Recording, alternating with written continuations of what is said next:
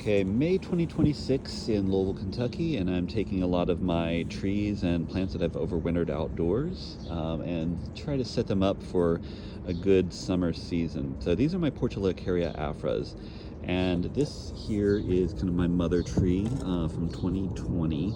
And this one just decided to grow in a very strange direction. It just flopped over. Got a couple of cuttings. The only one that survived is this one that flopped over and grew straight down. It just turned over and grew like 2 to 3 feet straight down. Last year, it had grown pretty big. You can see like the size of the trunk here is pretty large. There's some good branches. It had growth all over. It's finally sending some branches up. And because this is such a good candidate for like a cascade style, I decided to do its first pruning on it. Pruned it back pretty heavily, and most of these other, this cutting was a 2024 cutting. The rest of these are cuttings from the pruning in 2025. But I think I've been thinking about this plant a lot, and I just am not really satisfied with it right now because I don't want to do too much work on it because we had a pruning last year, and I don't think the root system has developed enough to kind of for any more work there. But I think the thing about it is that though it's in a cascade style, it's just not very natural. Like this plant grew straight down, and you've got this one trunk growing straight down with no motion in it at all, and I just don't think that it's going to be a good shape. Even if we grow it out a little bit, it's just got this long straight branch that's just doing nothing.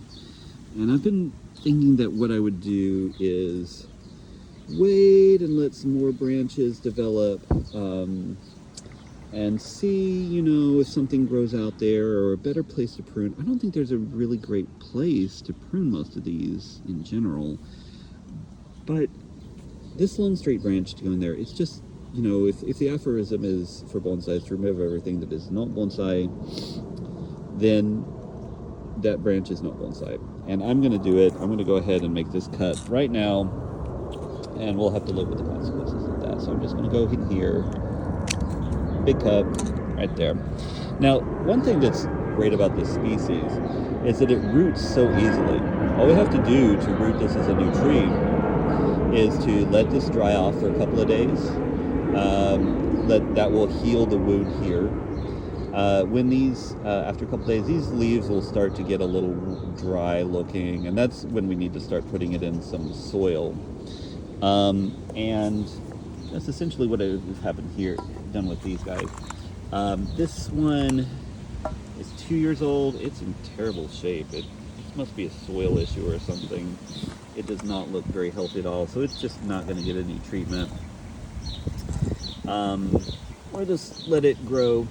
These are the branches from the major cut last year, and again, all I did was put them in potting soil in this trainer pot, and we've got lots of very healthy foliage coming out. It looks like some of these did not strike. We've got some dead ones here. I think it looks like that. These looks like it's dead, but it's got some baby leaves on it. That might turn into something.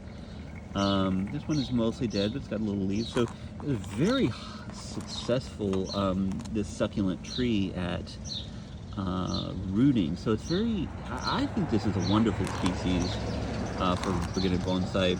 Unlike the typical jade, the leaves on this are edible. And it's called elephant bush because it's favored by elephants. So you do this on this cutting here. But you can just take the seeds off, the leaves off, eat them, and they've got kind of a very sour, lemony taste. It's very nice, but you know that unlike a jade, which is toxic to pets, this is fine. You know, if your pet eats it, it's great. It roots very easily.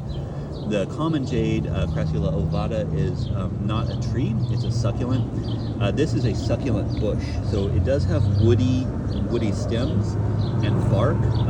So I think that even if it's easy, it's a true bonsai. And you know, if some bonsai folks think that Portulacaria afra is bonsai on easy mode, well, great. We need some easy trees. We have enough hard trees. So I think that later on this summer, I'm going to repot this in more inorganic soil. and see if we can get some kind of forest thing going here. Let them develop out a little bit more, maybe turn some of these into like a mame bonsai, a very small 1 to 3 inch bonsai. But we'll see next year what I've done with these ones. This was actually an experiment in rooting just the green growing tips. So you can see like these were rootings of the woody tissue. This was rootings of just to see how small of a cutting I could take and have them grow out. And I just took off, you know, maybe an inch of the top of some of these growing tips, stuck it in the soil, and these are in some ways more vigorous than the trunks in terms of rooting out. They of course don't have any bark, they don't look very tree-like at present, and they won't for, you know, a couple of years, but you can definitely do it for